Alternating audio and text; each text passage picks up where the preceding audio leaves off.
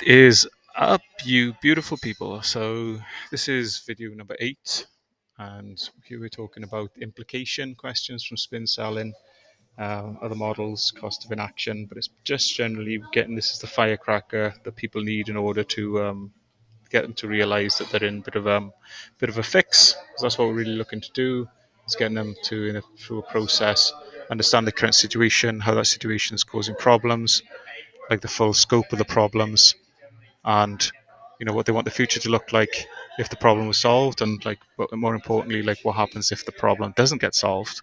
And this is where we're at now, all right? So like, what are the implications to not fixing this? So where does this fall apart, guys? So the first problem is not closing the loop on a meaningful outcome. Like, make sure that in the gap question, you probe until you find a meaningful gap, as we talked about. Like, why do you want this? So the upgrade in the house is to be closer to your mother. Tell me more about that. Yeah, because now it's gone from needing an extra 50k or 100k a year to get a bigger house. Now we realize that he needs an annex on it for his mummy because she's getting elderly, and like he's worried about her having a slip or fall. Now we've got the juice, because now we've got one hell of a implication. Like, what happens if you don't get that bigger house? You're not able to get your mum moved in, and heaven forbid she's unsupported and she has a fall. Bang, deado.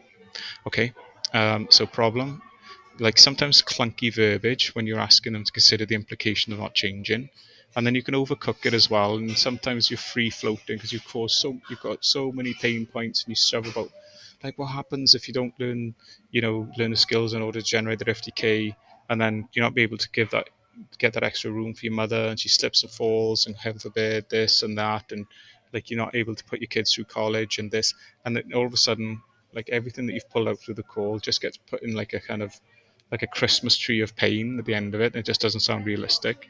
So what I do here, guys, is I just put like a realistic structure together, and the FP is like the fundamental problem.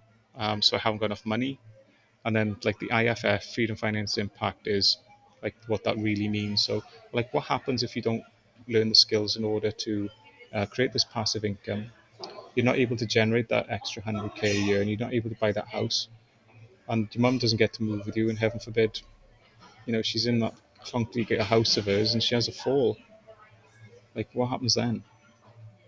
Okay, and I put like, things to stay the same for another X time frame. That would make sense in these circumstances, but a lot of times you put like in things to stay the same for next time frame. Okay, so what's another problem? People giving like, I'll find a way type answer. Okay, so what we do, guys, is I created a document um, here, which gives you so many pre-handles. Okay, um, like that allow you to just like, as you mentioned before, you don't really have a plan B. And so like, what happens if, or like, you could just lay it on thick, and obviously you've been doing the same thing for the last 7 years, and there's been no change. And as Einstein said, you can't solve the same problem with the same level of intelligence created it. And as you told me, that you haven't got a plan B. So what happens if you don't do anything about this, though? Yeah, so it's like pre-handle the crap out of something so they can't bounce out. But also bouncing out is another way. Just be a professional, learn the rebuttals, okay? So here we go. Loads of rebuttals here. Some of them I've written, some of them some high-level closers have kind of thrown into the mix. So this is um, this is a great one that I heard. Like, I have no doubt that you're an action taker. That's what I love about you. My main concern for you is that you throw two people in the river. One can swim, one can't. One gets to the other side, the other one drowns. So if you don't have the skills to get to the other side and get X, Y, Z outcome, what happens? So what you're doing is you're just saying, yeah, I appreciate your enthusiasm, brother, but like, without the skills, how the heck are you going to do it? So you're just taking the hopium out of it, yeah? Nextly then, the verbiage isn't suited to the audience. Consider alternatives. So if you just like say, what happens if nothing changes? Like, what could be the potential ramifications to your bottom line? What could be the potential implications to your business? What could be the potential effects on your family or your health? Yeah, so just have like a Rolodex, I suppose, or verbiage that's more appropriate to the actual audience you're speaking to, so it lands. Yeah, and you feel confident saying it as much as anything else. And sometimes it's just like, you just kind of like butting horns with somebody, and then just go like, a different approach rather than just doing like a cost of an action would be kind of like a summary. So it sounds to me like your current cost per acquisition, a new start in your business, we're losing about 3K a month, and that could mean you having to lay off staff in 6 months. Am I tracking that right? So sometimes like a cost of an action can almost be like a summary statement, and it still has the same poignancy because they have to, if they agree to it, like they've kind of capitulated, right?